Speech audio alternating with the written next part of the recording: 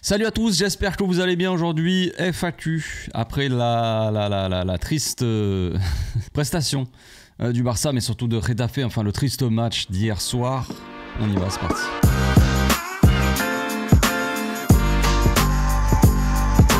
Au passage, n'hésite pas à nous rejoindre si c'est pas encore fait et à partager la chaîne autour de toi, ça fera plaisir à tonton. Vous avez été un certain nombre à me poser des questions. Évidemment, il y a plus de questions quand il y a des victoires, mais je le comprends, Il y a beaucoup de déceptions, beaucoup de frustrations. Il y a quand même pas mal d'abonnés qui ont posé des questions.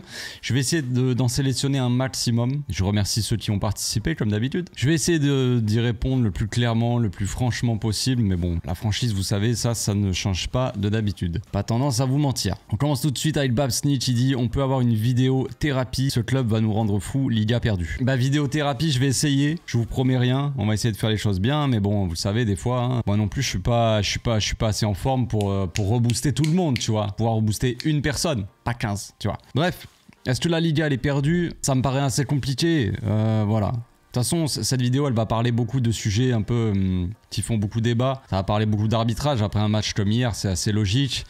Ça va parler de ce qui s'est passé sur le terrain aussi, vous savez, les insultes envers Baldé, les insultes racistes, tout ça, même peut-être envers Rafinha, je sais plus. Ça va parler un petit peu d'extra sportif aussi, j'imagine, mais bon. Bref, il va y avoir beaucoup de sujets un petit peu autres que le football dans cette vidéo, mais bon, voilà, c'est comme ça. Ce club va nous rendre fous. Bah écoute, moi j'en veux pas vraiment au Barça, j'en veux pas forcément à l'équipe, ni à qui que ce soit. Je considère que ce match-là, il est un peu à part, quoi. On sait qu'on a toujours du mal contre Getafe, je m'attendais pas à un match facile, je m'attendais pas à un match agréable, et ça n'a pas été ni un match facile, ni un match agréable au final. Donc en fait, je m'attendais à ça, et je suis pas vraiment surpris. Maintenant, c'est vrai que, est-ce que c'est normal que dans le football, ça puisse se dérouler comme ça? Est-ce que c'est normal qu'on puisse plaquer des joueurs dans la surface et qu'il n'y ait pas faute ou même pas de VAR ou rien, aucune discussion? Non. Est-ce qu'on a perdu ce match sur ce point-là? Je ne sais pas. Difficile à dire. Dans le débrief d'hier, je vous ai dit, c'est pas uniquement la faute de l'arbitrage si on fait match nul. C'est aussi nos joueurs qui n'ont pas réussi à un moment donné à être vraiment 100% efficaces et à plier le match. C'est comme ça, c'est triste, mais c'est le football aussi. On peut pas être totalement efficace à 100% tout le temps, c'est pas possible. Et on peut pas ne jamais encaisser non plus, c'est pas possible. Maintenant, on aimerait que les matchs, normalement, il peut se passer beaucoup de choses dans un match. Il peut se passer beaucoup de choses de chance. Tu peux tirer du milieu de terrain, il y a un coup de vent, la balle elle flotte, elle va dans les cages, tu sais même pas comment c'est possible. Oh, on a trop de chance. Oui, ça il peut se passer dans le foot, il peut se passer plein de choses un peu spéciales comme ça. Mais normalement le foot il est encadré, normalement tu as un règlement et tu as un arbitre qui est là pour appliquer ce règlement. Cet arbitre-là, au fil des années, au fil du football, il n'est plus seul. Maintenant, il y a énormément d'arbitres avec lui, il y a carrément une équipe d'arbitres. Je veux dire, il est pas seul au milieu du terrain et c'est lui juste qui décide. Tu as des arbitres de touche, tu as un 4e arbitre, et maintenant, ils ont encore aidé encore plus les arbitres pour leur éviter ou leur faciliter le travail, disons, pour éviter qu'il y ait trop de scandales. On a rajouté comme aide à ces arbitres le VAR. Le VAR, les mecs ils sont dans un camtar à côté en train de se mater le match, tranquille. Ils sont quoi, 2 ou 3 je crois. Et puis voilà, ils sont censés intervenir s'il y a des choses un petit peu... tu vois, on sait pas trop, attends, c'est un peu limite si c'est passé... On t'appelle à l'oreillette, viens voir un peu la vidéo. Et même avec ça, il continue à se passer un petit peu certaines dingueries, donc je sais pas quoi vous dire. Donc est-ce que la Liga elle est perdue? Dans ces conditions-là, ça va être compliqué d'aller rivaliser, tout simplement. L'arbitrage, on a tendance à en parler plus souvent quand on perd, quand on perd des points, quand on ne gagne pas le match, ce qui est logique. Mais on n'oublie pas quand même d'en parler que l'arbitrage a toujours été catastrophique, même quand on gagne, il y a toujours des histoires bizarres, l'arbitrage est toujours de piètre qualité, ça ne change pas. Mais c'est vrai qu'on a tendance à plus... humainement, tu vois, en tant qu'être humain, de le sortir quand on ne gagne pas. C'est plus logique. On va essayer de remettre un peu la faute là-dessus. C'est pas ce que j'essaie de faire. J'essaie de prendre un peu plus de recul et de me dire que oui, il y a l'arbitrage qui est mauvais. Ça, c'est un fait. Voilà. C'est comme le foot. Il y a 11 joueurs de chaque côté et un arbitre. Moi, dans mon football, maintenant, dans ma tête, c'est genre, il y a 11 joueurs de chaque côté et il y a un arbitre éclaté qui va faire tout pour te nuire. Voilà. Moi, dans ma tête, c'est ça. Voilà. C'est ma base, c'est ça. Puis après, on voit si on arrive à gagner le match. Mais voilà, c'est facile de dire ça, mais c'est vrai que si c'était qu'un match, je vous aurais dit bon, c'est dommage, mais voilà, ça arrive. Mais ça fait quand même beaucoup. Ça fait beaucoup. Quand tu vois quand même qu'ils avaient rajouté un pied à Lewandowski pour le mettre hors jeu, c'est que des petits trucs comme ça, mais mis bout à bout, je pense que c'est difficile de trouver une certaine logique là-dedans. On n'a pas le droit d'en parler. De toute façon, vous le savez, à partir du moment où on ne gagne pas, faut pas parler d'arbitrage. On n'a pas le droit. On aurait dû gagner. Même si l'arbitre il tacle à la gorge Lamine Yamal en plein match, Si on gagne pas le droit d'en parler non plus. Pas parler d'arbitrage. On n'a pas le droit. Ensuite, on a Thomas qui dit: je ne sais même pas ce qu'il y a à dire sur ce match. Quand tu joues face à une équipe comme ça, plus Baldé qui a subi des insultes racistes. Ouais, bah après, Baldé n'est pas le seul. Hein. Il y a eu Vinicius. Bon, il y en a, ils ont comparé Vinicius avec Baldé. Je n'irai pas jusqu'à là quand même. Hein. Baldé, on n'est pas quand même sur le même comportement. C'est vrai que oui, il y a des différents joueurs, pas forcément que les deux non plus. Ça arrive dans beaucoup de championnats aussi. C'était arrivé il n'y a pas si longtemps que ça à Léao aussi, je crois, au Milan. Mais il y a toujours des golemons dans les tribunes. Hein. Puis de toute façon, il y a des golemons, les gars, partout dans le monde. On est vraiment entouré. Je veux dire, moi personnellement, j'ai une vision très un peu négative sur ce monde-là. Je pense que ce monde-là est rempli de golemons et qu'on est en plus de ça dirigé par des gens malhonnêtes. Donc bon, voilà, c'est comme ça, on vit sur cette terre. Il faut faire en sorte d'essayer de vivre sa vie de la meilleure des façons, trouver un maximum le bonheur, tu vois, dans ces petites choses-là. Il faut vivre avec, de toute façon, on n'a pas trop le choix. Et j'espère qu'il y aura des sanctions, j'espère que, un peu comme ce qu'il y a eu avec Valence, quand Valence, des supporters avaient insulté Vinicius, pareil, insulte raciste, eh bien, il y avait eu des sanctions, il me semble. Valence avait dû faire tout un truc et tout, il y avait eu des matchs à huis clos, des trucs comme ça, je crois, il me semble. Bah voilà, la même chose, minimum, tu vois. Enfin, je veux dire, il y a le président, je crois, de la FIFA qui s'est exprimé là aujourd'hui. Il a dit ça n'a pas sa place dans le sport ni dans la vie. Ben non, ça n'a pas sa place dans le sport ni dans la vie. Tu peux pas empêcher ces golemons là de s'exprimer parce que ils ont une voix. Mais après, il faut sanctionner derrière. Il faut appliquer un certain truc, tu vois. Punir. Que ça n'arrive plus. Si tu veux plus que ça arrive, ce genre de choses, il faut faire en sorte que ça n'arrive plus. Tu peux pas empêcher.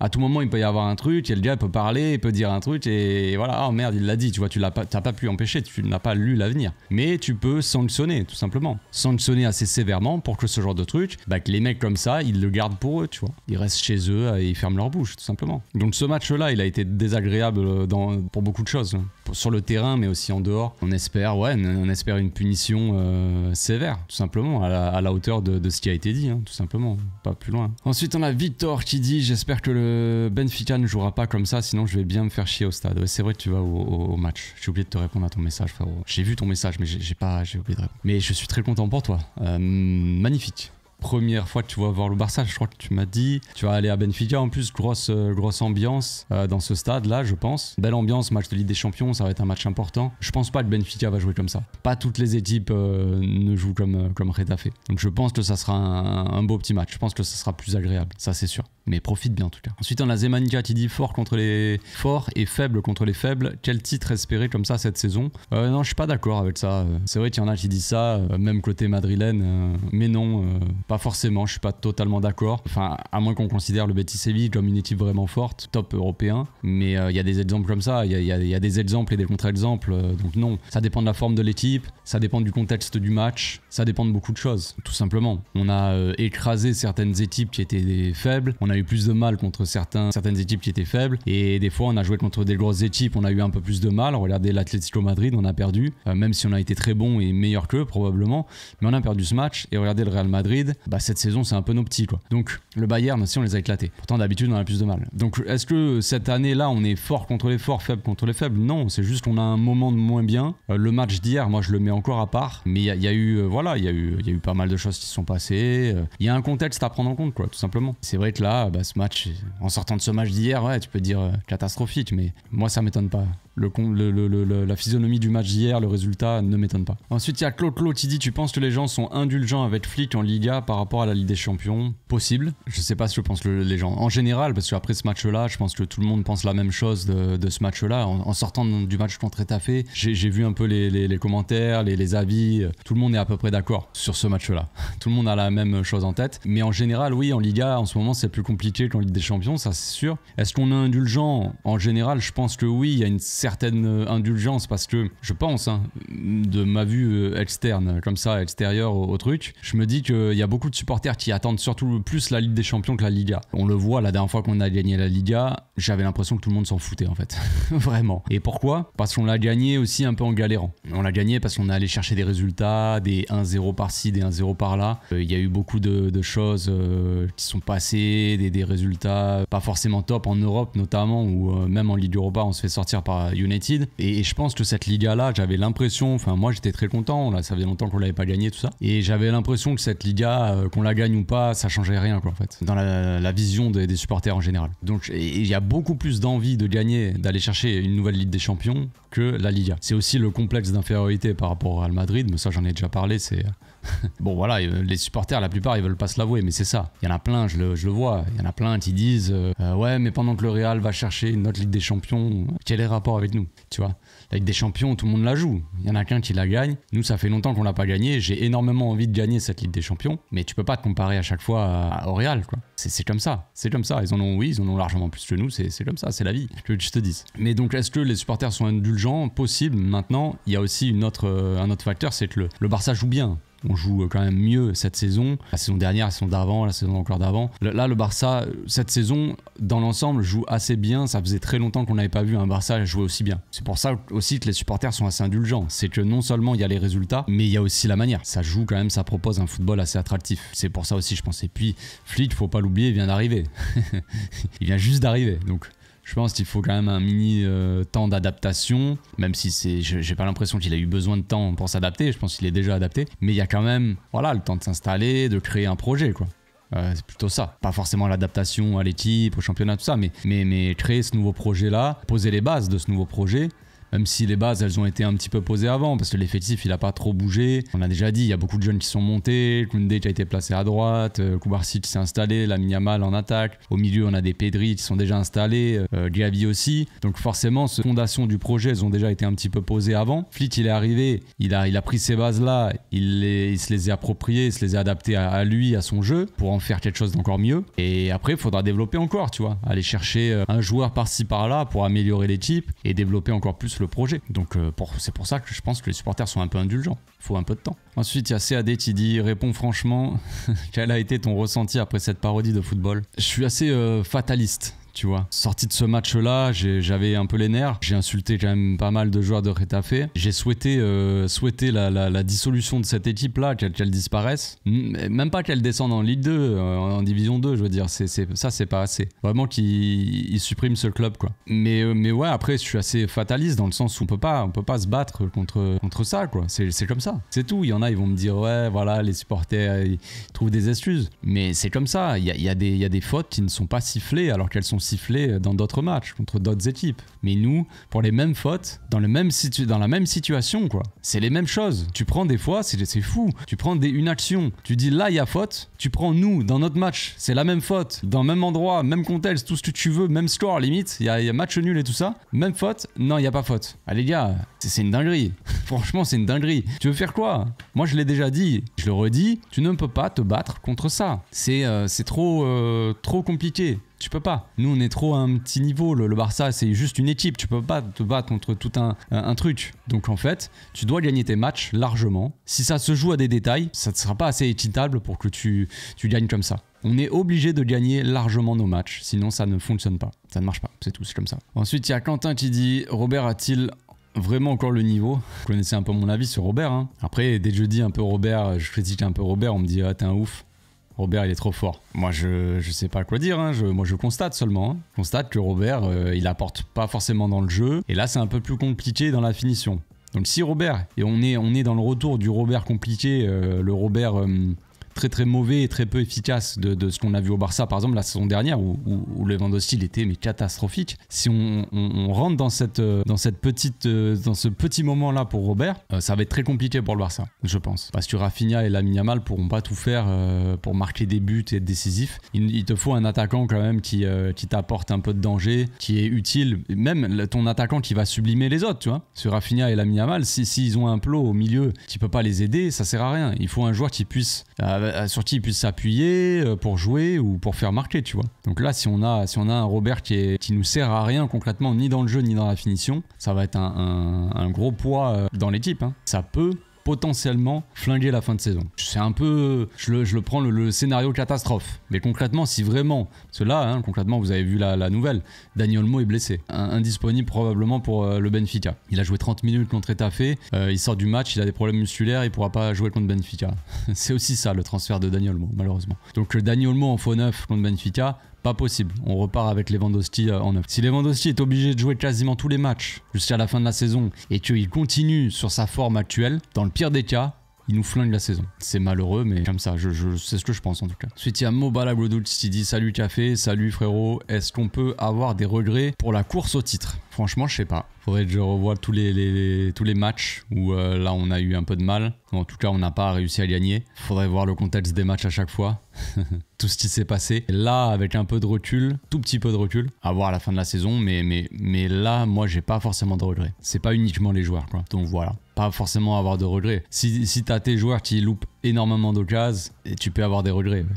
Si tu méritais de gagner tout ça. Moi, là où j'ai un regret, c'est l'Atlético Madrid. Je pense que là, il reste un peu en travers de ma gorge parce qu'on aurait dû le gagner ce match-là. On avait largement de quoi le gagner. C'est dommage. Ensuite, il y a Emma qui dit toujours pas de communication de Barça envers l'arbitrage. Pourquoi vous parlez pas? Ils ne le cachent même pas alors que tous les youtubeurs Barça ne disent rien et le Barça c'est pire. Ouais, le Barça a déjà communiqué là-dessus. Le problème est un peu plus compliqué de ça, quoi. Après, moi, si je commence à parler un petit peu, on va me crier théorie du complot et tout ça. Mais en vrai de vrai, je crois que tu te rends pas compte.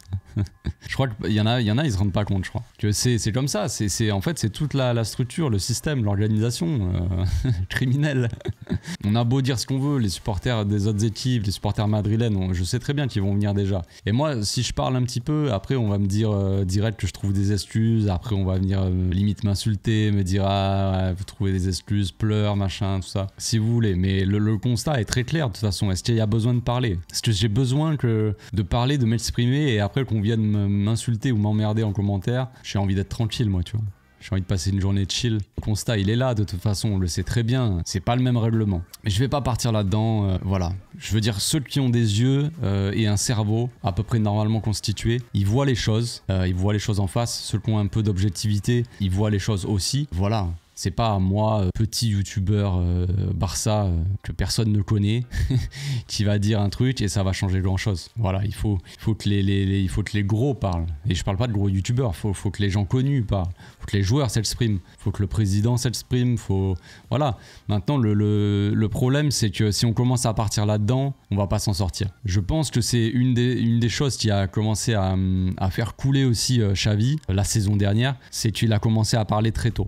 Premier match, j'en ai parlé hier parce que c'était le premier match de la saison. C'était un match nul contre Etafé et on s'était fait voler le match. C'était pareil, à l'extérieur, on avait fait 0-0. Le match avait été scandaleux. On s'était fait à moitié agresser, on avait pris des coups, tout ça. Rafinha, il a répondu une fois. Il s'était pris un rouge. On avait marqué un but. Gavi, il avait contrôlé le ballon de la poitrine. Et après, on avait mis le but. Et ils avaient dit qu'il y avait main de Gavi alors qu'on voit, il contrôle de la poitrine, tu vois, ou de l'épaule. Mais de là, tu vois, il n'y a pas main en fait. Et ils avaient annulé le but, tout ça. Donc en fait, bon, on s'était fait voler dès le début et Xavi, il avait pété un câble dès le début de la saison. Et après, on était parti là-dedans. Et puis, on était tellement parti là-dedans qu'on a arrêté de parler de football. Et on a occulté un peu tous nos problèmes. La saison dernière, il y avait beaucoup de problèmes de terrain, de football, de tactique, de tout ce que vous voulez, d'animation, de jeu, quoi, en général. Et on a commencé, le coach, il a commencé à parler toujours d'extra sportif. Et c'est comme ça que ça a commencé à partir totalement en cacahuète. C'est qu'après, les médias, ils sont amusés de tout ça. Ils l'ont fait encore plus vriller. Ils ont posé des questions à chaque fois. Puis à chaque fois, c'était des provocations, des trucs. Et Xavi, il a commencé à répondre. Et c'est comme ça qu'il s'est perdu aussi. C'est pas uniquement pour ça que tout s'est pas bien passé pour lui. Il y avait des problèmes de terrain. Mais justement, ça l'a empêché de travailler. On avait l'impression, enfin moi j'avais cette impression-là, qu'il se concentrait du coup que sur l'extra sportif, que sur l'arbitrage, que sur les médias qui le cherchaient, tout ça. Et le problème, c'est qu'il faut pas recommencer. Il faut pas que Flick il se mette là-dedans. Si Flick il commence à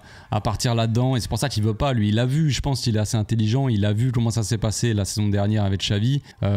Il a discuté avec Xavi aussi, on avait vu qu'il s'était rencontré, il était allé chez lui et tout ça. Je pense que Xavi l'a prévenu un peu. Je pense qu'il l'a mis en garde sur certaines choses ici, comment ça fonctionne en Espagne. Et je pense que Flick, il est assez intelligent pour faire en sorte de pas tomber là-dedans. Maintenant, c'est dur de pas tomber là-dedans. Parce que oui, il y a des matchs où tu te sens volé, c'est pas équitable. Et t'as envie de parler, t'as envie de dire c'est pas normal ce qui se passe. Mais si tu pars dans ce truc-là, c'est difficile après de s'en sortir. Tu vas dans des polémiques sur polémiques sur polémiques. Et après, tu te perds un peu et tu oublies le principal. Le principal, c'est le terrain, c'est le jeu, c'est le football. Ensuite, il y a Thio Poulet qui dit est-ce qu'on va un jour trouver une solution pour percer ces équipes blocs ultra défensifs? Je sais pas s'il y a une solution toute prête pour ça.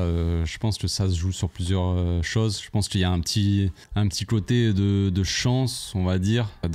Après, il faut la provoquer, la chance, évidemment. Mais justement, dans le sens où contre des équipes comme ça regroupées, il faut tenter des choses un peu improbables. Peut-être des frappes de loin. Des fois, tu vas centrer pour un mec qui va mettre une tête, un but sur coup de pied arrêté, un coup franc, un corner, j'en sais rien, tu vois. Mais contre les blocs vraiment ultra défensifs comme ça, très regroupés, très denses devant la surface, tu peux pas forcément combiner dans l'axe, à moins que tu aies des Iniesta, Messi, Neymar dans ton équipe en même temps sur le terrain.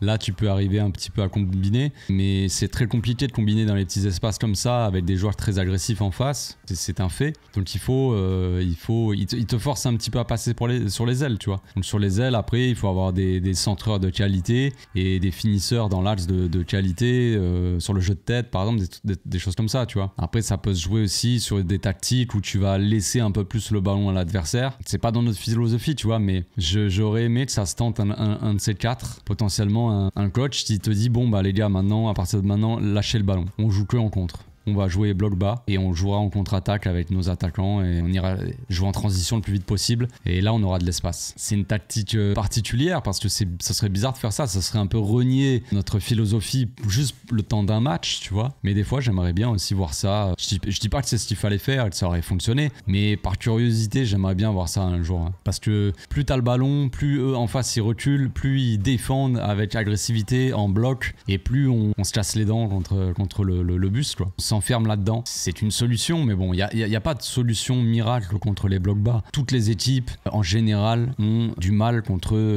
des équipes comme ça qui passent leur temps à défendre. C'est comme ça. Tu vas trouver une solution avec un corner, un but de la tête, un but sur coup franc, un but de loin peut-être, ou alors tu vas avoir une occasion, tu vas la mettre au fond et après tu vas réussir à tenir le score. On aurait pu. Malheureusement, on n'a pas tenu défensivement, on n'a pas tenu. Tout simplement, ils ont eu une vraie occasion, ils ont marqué et après ils ont posé le bus, c'était fini. J'espère que ma vidéo vous a aidé à surmonter ces épreuves. Moi, je vais vous laisser, je vais aller regarder le match du Barça B. On se retrouve demain pour l'avant-match Benfica-Barça. Match important de Ligue des Champions, on espère voir un meilleur Barça, un plus beau match en tout cas. Et puis voilà, à demain, bonne fin de week-end.